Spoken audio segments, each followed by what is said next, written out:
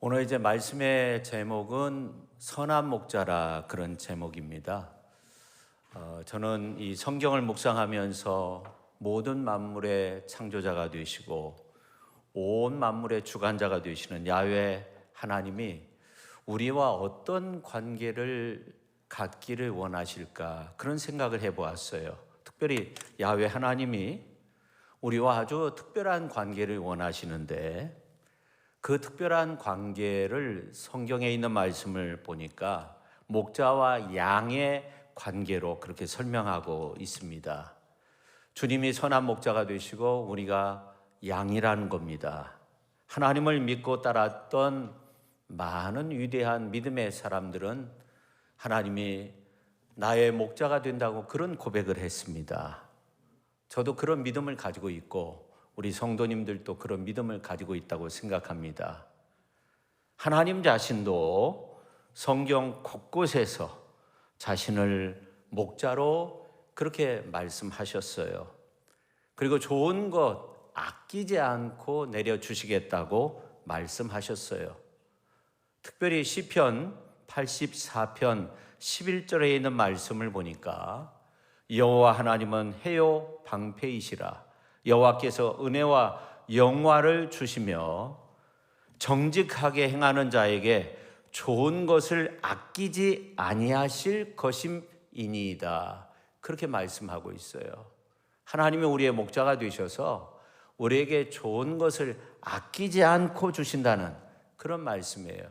오늘 이제 본문에도 보니까 그 요한복음서 10장에 있는 말씀을 이렇게 보니까 예수님이 자신을 선한 목자다 하면서 양들을 위해서 목숨을 아끼지 않겠다고 그렇게 말씀하고 있습니다. 동서양을 막론하고 목자가 양을 보호하는 일은 굉장히 중요한 일로 여겼습니다. 특히 이 동양권에서 목자의 일은 왕과 같은 그 모습과 서로 이렇게 비교하면서 동등한 모습으로 그렇게 나타낼 때가 있었는데 이집트 파라오와 같은 경우는 그 파라오의 주의봉에 이 목자의 모습을 새겨 놓았다고 합니다. 그런 의미로 볼 때 다윗이 양무리와 함께 있었던 곳에서 선택받아서 왕의 부름을 받고 왕으로서 그가 등극하게 된 것은 결코 우연이 아니었다. 그렇게 주장하는 사람들도 있습니다. 여러분, 다윗은 평생 3번 정도 기름 부음을 받았어요.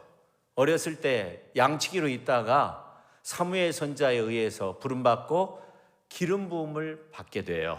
그리고 한 10년 넘게 굉장한 고통 중에 있죠. 그러다가 유다 지파 중심으로 헤브론에서 기름 부음을 받게 됩니다. 그리고 몇 년 되지 않아서 온 이스라엘의 지도자들이 다 다윗에게 와가지고 이제 기름 부음을 받게 되는 그런 장면이 나오는데, 특별히 이제 사무엘 하 5장 2절에 있는 말씀을 보면 이런 말씀이 있어요.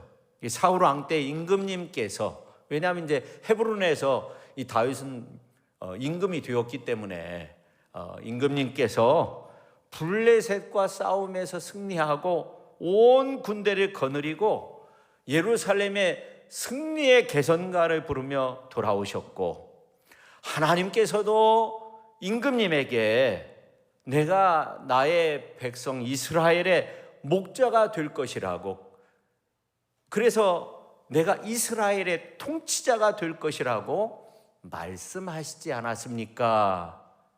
그렇게 요청하면서 기름 부음을 받게 되는 그런 장면이 나와요. 그래서 이 다윗이 못 내기는 척하고 통일 왕국의 이스라엘의 왕으로서 등극을 하게 됩니다.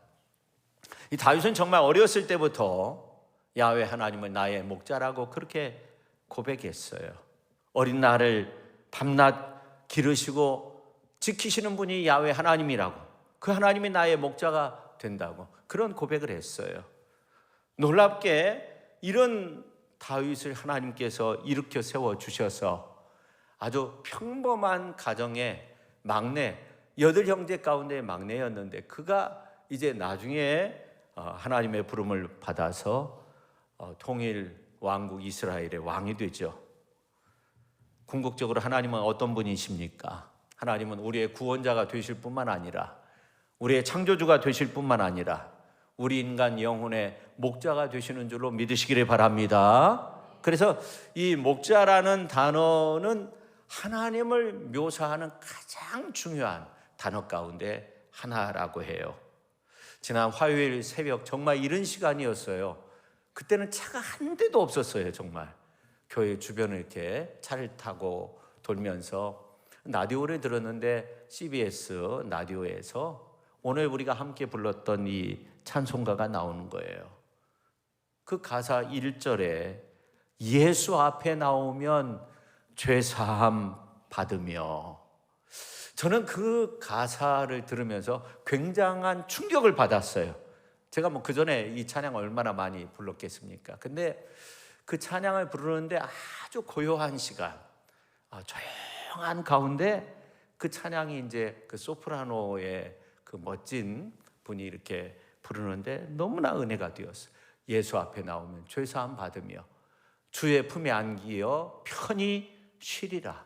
우리 주만 믿으면 모두 구원 얻으며 영생 복락 멸류관 확실히 받겠네. 2절의 가사가 또 참 은혜스러운데 2절에 보면 예수 앞에 나와서 은총을 받으며 마음에 기쁨 넘치어 감사하리라. 그 다음에 3절 예수 앞에 설 때 흰옷을 입으며 밝고 빛난 내 집에 길이 살리라. 그 찬양을 들으면서 얼마나 은혜가 되는지요. 정말 저는 그 찬양을 들으면서 교회를 이렇게 돌면서 기도하는데 우리 시온교회가 정말 천국의 은혜가 있는 교회다, 그런 생각을 했어요. 하나님이 주시는 평안함이 있는 교회다, 그런 생각을 했어요. 목자 되시는 주님의 평안함이 있는 교회가 바로 우리 교회다, 그런 생각을 했습니다. 성도 여러분, 시편 기자는 자주 하나님은 나의 목자라고 그렇게 고백합니다. 시편 23편에도 그런 말씀이 나오는데 80편 1절에 보면 이스라엘의 목자여 그렇게 표현하고 있어요. 또 시편 28편 9절에 있는 말씀을 보면 주의 산업에 복을 주시고 또 그들의 목자가 되시어 영원토록 그들을 인도해 달라고 그렇게 목자 되시는 하나님께 간절히 기도하는 그러한 장면이 나옵니다. 그뿐만 아니라 오늘 이제 말씀해 보니까 예수님께서 자신을 선한 목자라고 그렇게 칭하고 있고, 선한 목자는 양들을 위해서 목숨을 버린다고 그렇게 말씀하고 있습니다. 그러니까 이 목자의 본질은 생명을 구원하는 데 있음을 말씀하고 있는 거죠. 그뿐만 아니라 목자는 성경에 가장 많이 나오는 친숙한 직업입니다. 그래서 성경에 나오는 인물 가운데 아브라함, 이삭, 야곱, 다윗, 모세 이런 모든 사람들이 목자였어요. 그래서 구약에 보면 하나님과 이스라엘 백성들과의 이 관계를 목자와 양의 관계로 비유하고 있습니다. 그뿐만 아니라 신약에 있는 말씀을 보면 목자를 그리스도, 메시아의 전형으로 그렇게 제시할 정도입니다. 예수님은 목자로서 이 땅에 오셨습니다. 목자로 오신 예수님을 맨 먼저 찾아가서 경배한 사람들이 누굽니까? 들에서 양을 치던 목자였습니다. 그뿐만 아니라 부활하신 예수님이 자신을 3번씩이나 부인한 베드로를 찾아가서 하는 말이 무엇입니까? 너가 나를 이 사람들보다 더 사랑하느냐? 그렇게 묻습니다. 그리고 마지막으로 하신 말씀이 뭐냐면 내 양을 먹이라, 내 양을 치라, 내 양을 먹이라 그렇게 말씀했어요. 이 말씀은 목자인 나처럼 내 양을 쳐라 그렇게 말씀하고 있는 겁니다. 오늘 이제 본문 말씀 11절 말씀을 보면 나는 선한 목자라 그렇게 말씀하고 있어요. 여러분 요한복음서의 에고 에이미 나는 무엇이다 라는 그러한 그 예수님께서 선언하신 말씀이 7번 나오는데 그 중에 4번째가 바로 나는 선한 목자라 했습니다. 나는 생명의 떡이다. 나는 세상의 빛이다. 나는 문이다. 나는 목자라. 나는 부활이고 생명이다. 나는 길, 진리, 생명이다. 나는 참포도 나무다. 그 중에 4번째가 나는 목자다 그렇게 말씀했는데 저는 이 7가지 중에 정말 마음에 와 닿는 부분이 나는 선한 목자다 그 말씀이라고 생각해요. 이 선한 목자 헬라어로 보면 호포이멘 호칼로스라는 그런 단어인데 직역하면 그 목자 그 선한 분. 그런데 이 칼로스라는 말은 아름답다는 말이에요. 좋다는, 선하다 그러한 뜻을 가지고 있어요. 그 전에 칼로스라는 그런 차가 나왔는데 아름다운 좋은 차 그런 의미가 있겠죠. 근데 이 선하다 좋다라는 이 칼로스라는 말과 아가토스라는 그런 말이 있는데 이 두 단어가 똑같이 좋다는 그런 말이 있는데 이 아가토스는 내적으로 좋은 것을 말하고 칼로스는 외적으로 내적으로 다 좋은 것을 말해요. 그러니까 외형적으로나 내면적으로 아름다운 것을 말할 때는 칼로스를 말하는 거예요.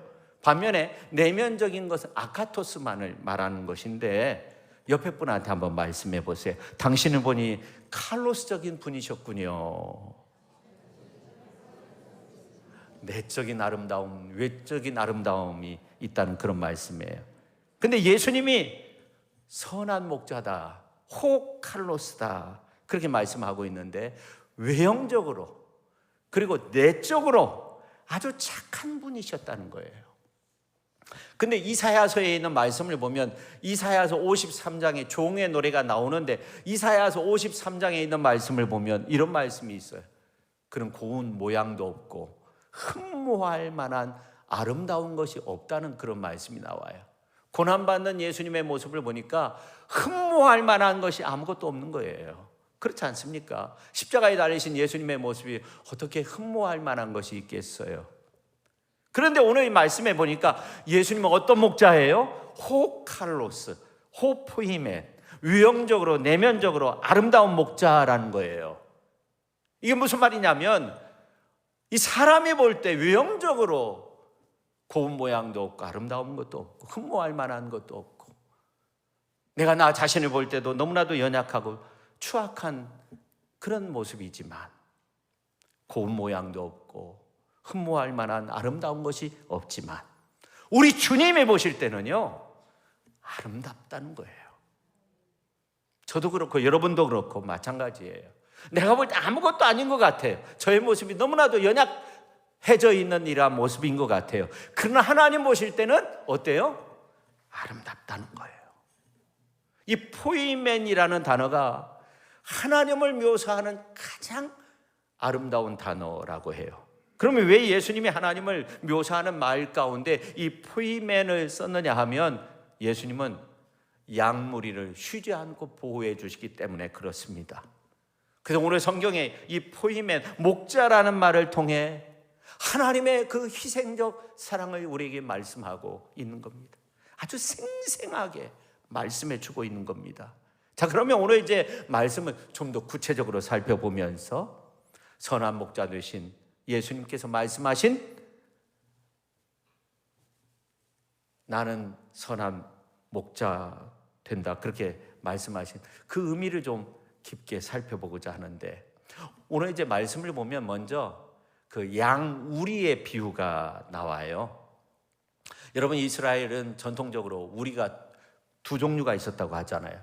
첫 번째는 임시적으로 만든 우리인데 이제 산이나 어떤 요새 같은 데 가가지고 양을 치다가 요새 같은 곳에 이렇게 놓고 거기에는 이제 문이 없었다고 합니다. 그럼 이제 문은 이제 그 목자가 텐트를 치고 거기에서 이제 지내는 거예요.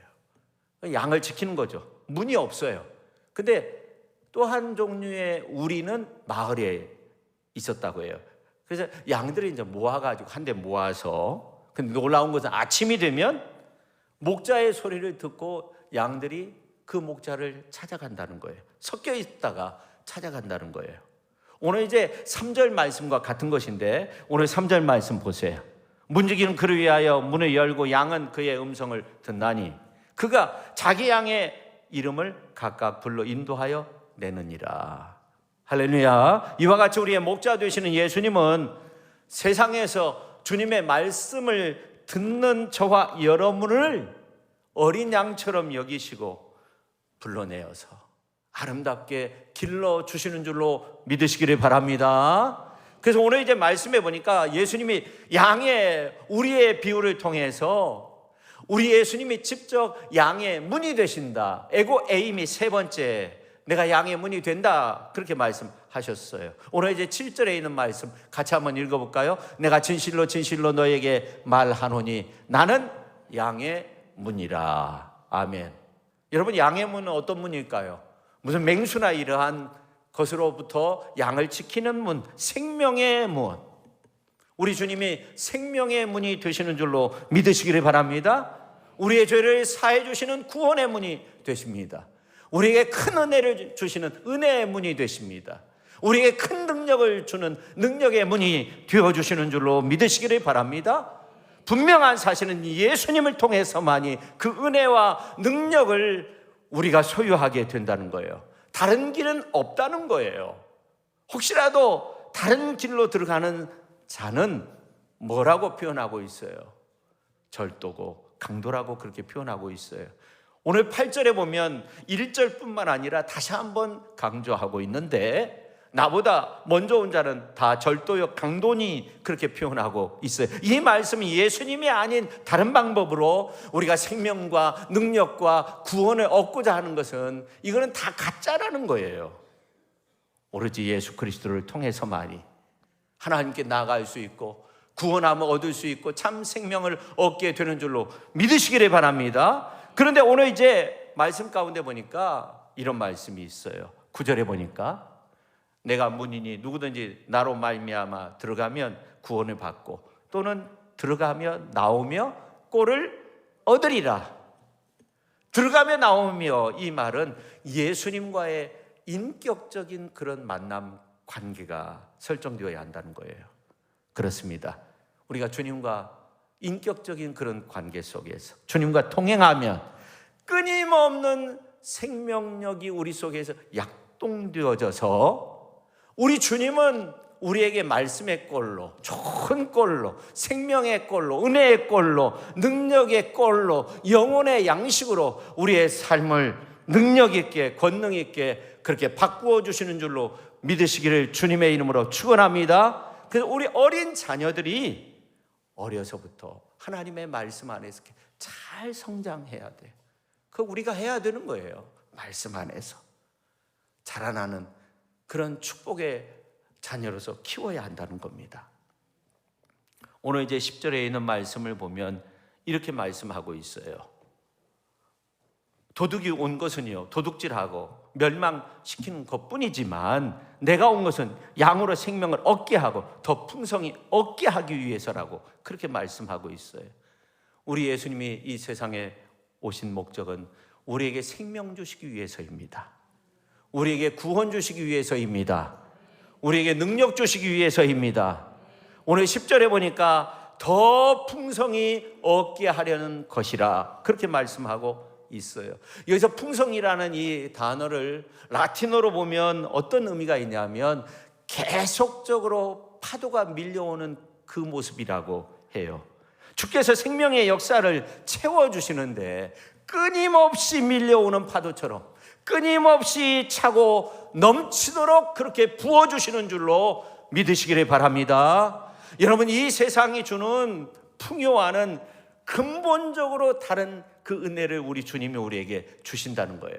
세상의 어떤 물질이나 명예, 권력, 시간이 흐르면 다 썩어지는 것들이라고 해요. 이거는 진정한 풍요, 영원한 풍요의 모습이 아니에요. 우리는 환경을 초월하는 믿음을 갖고 어린 양과 같은 우리를 늘 지켜주시는 그 예수님의 품 안에 거함으로 아주 풍성한 생명의 역사를 우리가 누려야 하는 겁니다. 비록 저와 여러분이 부족하고 연약하지만 주님 안에 거함으로 풍성히 채워주시는 그 생명의 역사가 오늘 이 순간부터 가득 넘쳐날 수 있기를 바랍니다. 그래서 요한복음에 보면 자신을 생명의 문으로서, 양의 문으로서 그렇게 놀랍게 선언한 우리 주님은 이어서 놀라운 선언을 하고 있는데 뭐냐면 나는 선한 목자다, 그렇게 선언하고 있어요. 에고 에이미 호포이멘 호칼로스라는 말이에요. 오늘 말씀의 핵심이에요. 오늘 11절에 나와 있어요. 나는 선한 목자라. 선한 목자는 양들을 위하여 목숨을 버리거니와, 그렇게 말씀하고 있어요. 선한 목자 예수님은 양을 위해 자기의 목숨을 버린다는 거예요. 하나님도 예수님도 십자가를 통해 여러분 그 사랑의 깊이 넓이를 보여주셨어요. 오늘 15절에 있는 말씀을 보면 놀라운 말씀이 있어요. 아버지께서 나를 아시고 내가 아버지를 아는 것 같으니 나는 양을 위하여 목숨을 버린다는 거예요. 여기서 안다는 것은 목숨을 내어줄 정도로 아주 가까운 관계를 말하는 거예요. 이게 무슨 말이냐면 내가 심판받아야 되고 내가 정죄받아야 되는데 예수님이 대신 정죄받은 거예요. 예수님은 우리의 허물과 죄, 우리의 모습을 너무나도 잘 알고 계세요. 그 예수님이 내 대신 십자가를 지신 거예요. 나를 알기 때문에 그대로 방치할 수 없는 거예요. 여러분 한번 생각해 보세요. 양이 불구덩이를 향해서 가고 있다고 한번 생각해 보세요. 어떻게 목자가 가만히 있겠어요? 그 길은 멸망의 길인데 그 길을 막아주시고 그리고 복된 길로 인도해 주시는 거예요. 우리가 하나님 앞에서 심판받을 수밖에 없는, 지옥에 갈 수밖에 없는 그런 자녀였는데 우리 주님께서 우리 대신 십자가를 지신 거예요. 우리 예수님께서 내 대신 십자가를 지신 거예요. 왜 그래요? 나를 알기 때문에 그래요. 저와 여러분을 알기 때문에. 그래서 우리 대신 십자가를 지시고 우리에게 참 생명을 주신 줄로 믿으시기를 바랍니다. 그 주님이 우리에게 말씀하고 있어요. 새 계명을 준다는 거예요. 새 계명을 너희에게 주노니 서로 사랑하라. 내가 너희를 사랑한 것 같이 너희도 서로 사랑하라. 너희가 서로 사랑하면 이로써 모든 사람이 너희가 내 제자인 줄 알리라. 그런 말씀도 하셨어요. 여러분, 우리가 주님의 사랑 안에서 서로 사랑하고 섬기면서 위로하고 기도해 주면서 주님의 제자로 살아갈 수 있어야 돼. 우리 장로님도 그런 기도를 하셨는데 서로가 서로를 위하면서 정말 기도하면서 협력해서 하나님의 선한 역사를 만들어갈 수 있어야 되는 거예요. 오늘 이 자리에 나오신 모든 분들이요, 받기만 하고요, 내주지 않는 그런 모습이 되어서는 안 되는 거예요. 사해바다가 그런 거잖아요. 요단강물은 그렇지 않아요. 요단강물은 어때요? 갈릴리 호수의 물을 계속적으로 흘려보내잖아요. 받은 것을 내주는 그런 강물이 되어야 하는 거죠. 여러분 끊임없이 주께로부터 큰 사랑을 받으시기를 바랍니다. 그리고 그 사랑을 베풀 수 있기를 주님의 이름으로 축원합니다. 오늘 어린이 주일, 청소년 주일인데 귀한 자녀들에게 끊임없이 사랑을 베풀 수 있기를 바랍니다. 내가 하나님 앞에서 큰 사랑 받았으니까 우리 교회 학교 학생들을 위해서도 큰 사랑을 베풀 수 있어야 되는 겁니다. 먼저 가정 안에서, 더 나아가 이웃 교우 관계 속에서 내가 만나는 모든 사람들에게 주님의 사랑을 베풀 수 있기를, 그런 교회가 될 수 있기를 예수님의 이름으로 축원합니다. 그럼 왜 예수님이 선한 목자가 되시는가 살펴보니까 첫째, 선한 목자는 양을 알고 양을 지키기 때문이다 하는 거예요. 선한 목자는 양들을 잘 먹여요. 좋은 곳으로 인도해요. 온몸으로 보호해 줘요. 양이 어디 아픈 것은 아닌가? 왜 말랐지? 왜 얼마나 큰 어려움 속에 있는가? 항상 시선이 양을 향해서 있는 거예요. 그게 선한 목자인 거죠. 그래서 양을 푸른 초장 쉴 만한 물가로 인도하는 거예요. 양을 잔잔한 물가로 인도하여서 목마르지 않게 합니다. 의의 길로 인도합니다. 위험당하지 않도록 합니다. 양을 지팡이와 막대기로 안위하여서 철저하게 보호합니다. 양이 혼자 있으면 더 가까이 다가갑니다. 그러니까 양은 목자의 음성을 알고 목자는 양의 처지를 알아야 되는 거죠.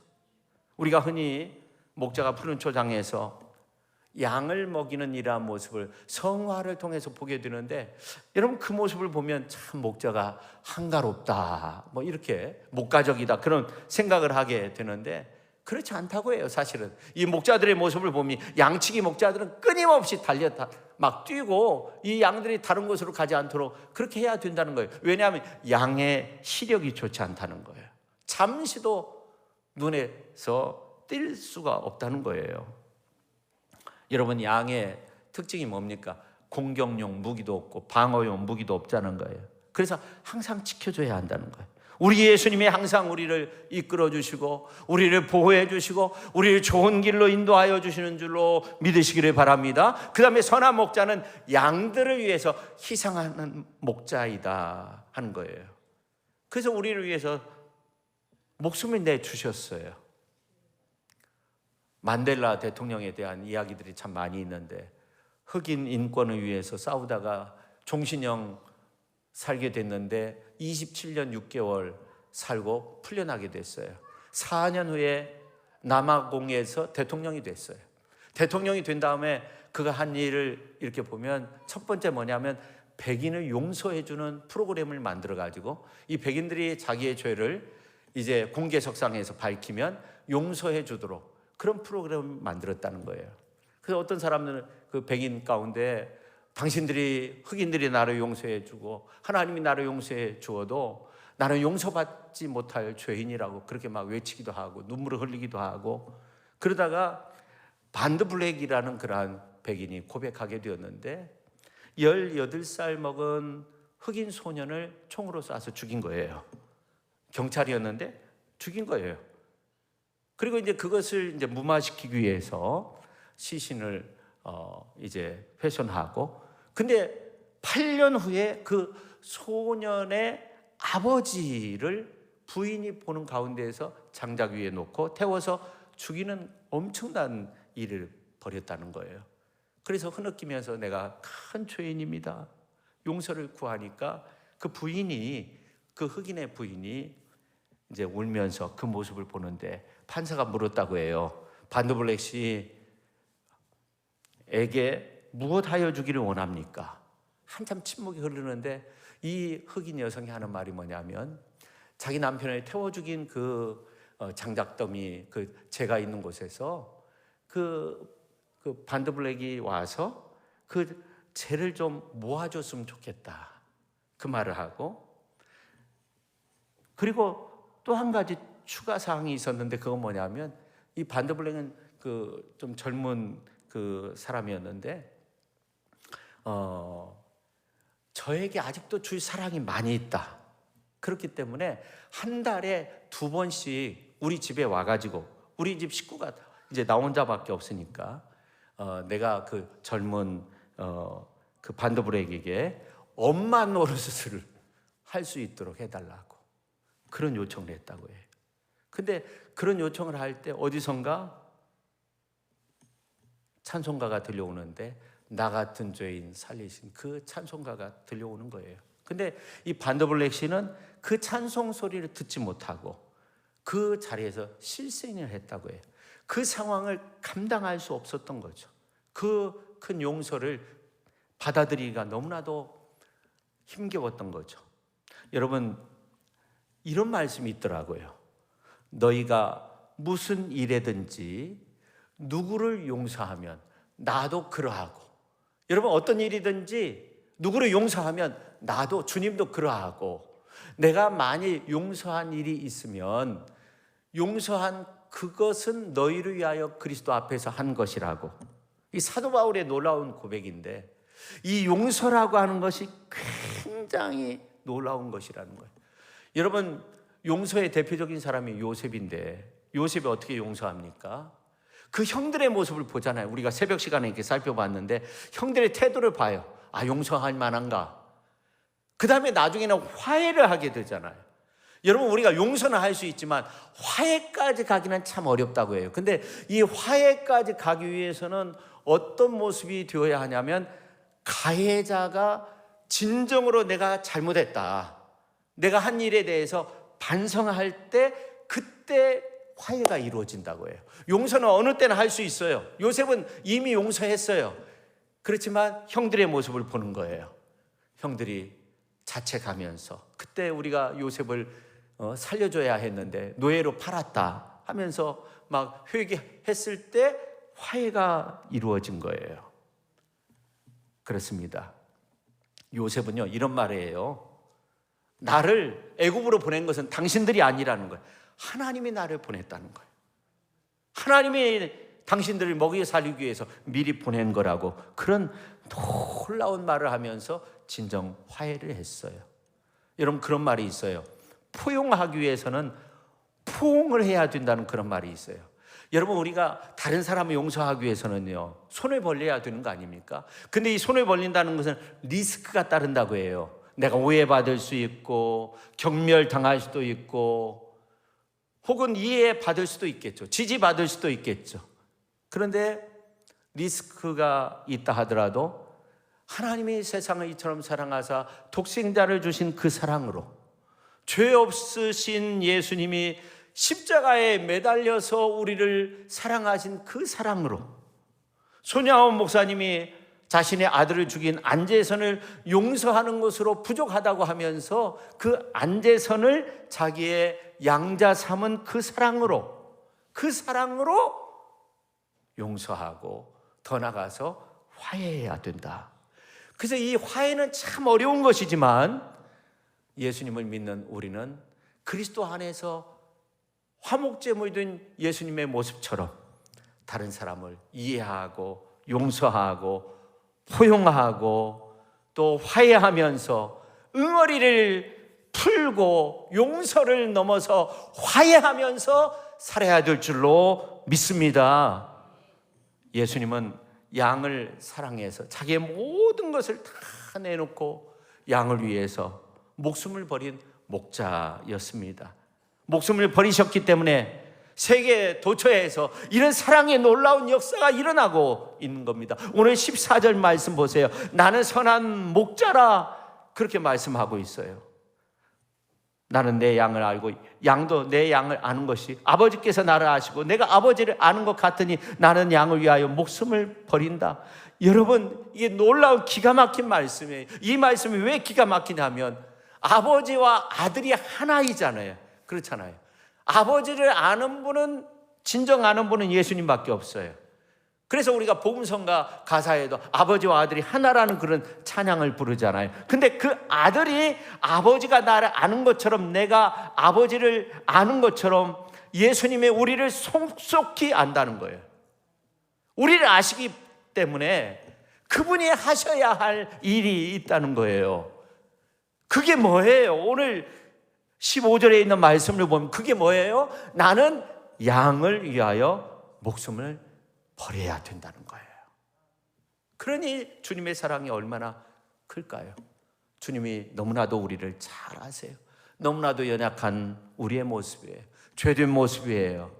그래서 우리를 구원하기 위해서, 우리를 천국 백성 만들기 위해서, 하나님 사랑 안에서 키워주시기 위해서, 하나님 안에서 우리를 살려주시기 위해서, 우리를 십자가의 구원의 은혜로서 하나님 백성 삼아주신 줄로 믿으시기를 바랍니다. 우리는 사랑받는 주의 자녀가 된 거예요. 사랑받는 주의 권속이 된 거예요. 사랑받는 주의 종이 된 거예요. 사랑받는 주님의 백성이 된 줄로 믿으시기를 주님의 이름으로 축원합니다. 그 사랑이 얼마나 큰 건지요.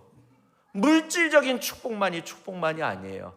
사랑으로서 용서해 주는 것만이 은혜가 아닌 거예요.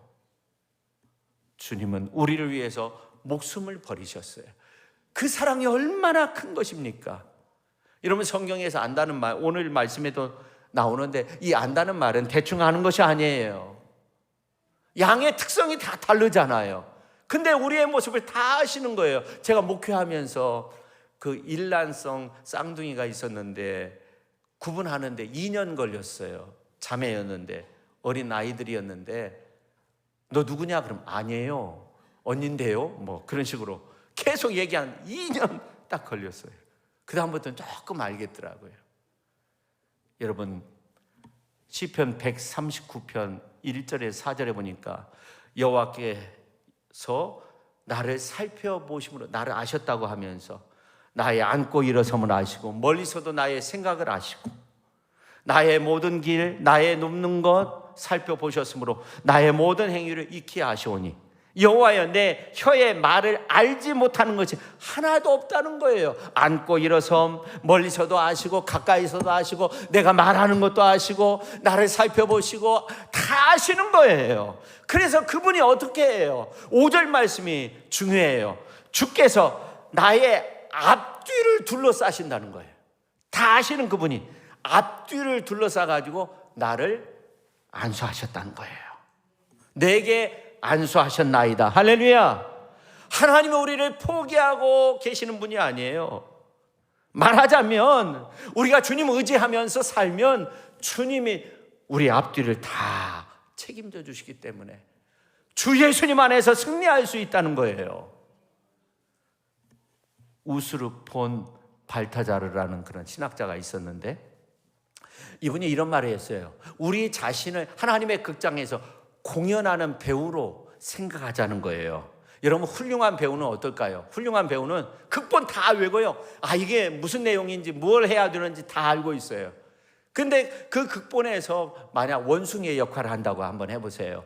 정말 훌륭한 배우는요 바로 동물원 가가지고요 원숭이가 어떻게 하는가 원숭이가 막 이렇게 긋고 그러잖아요. 그런 거 다 흉내내는 거예요. 그래서 훌륭한 연기를 하는 거예요.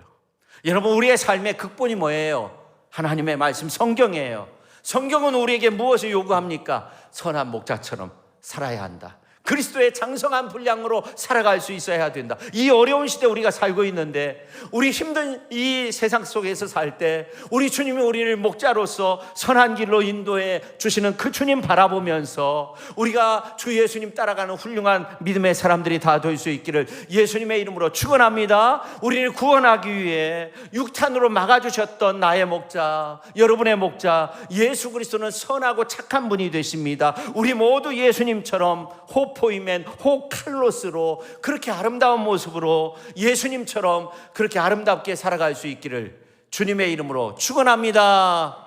기도하겠습니다.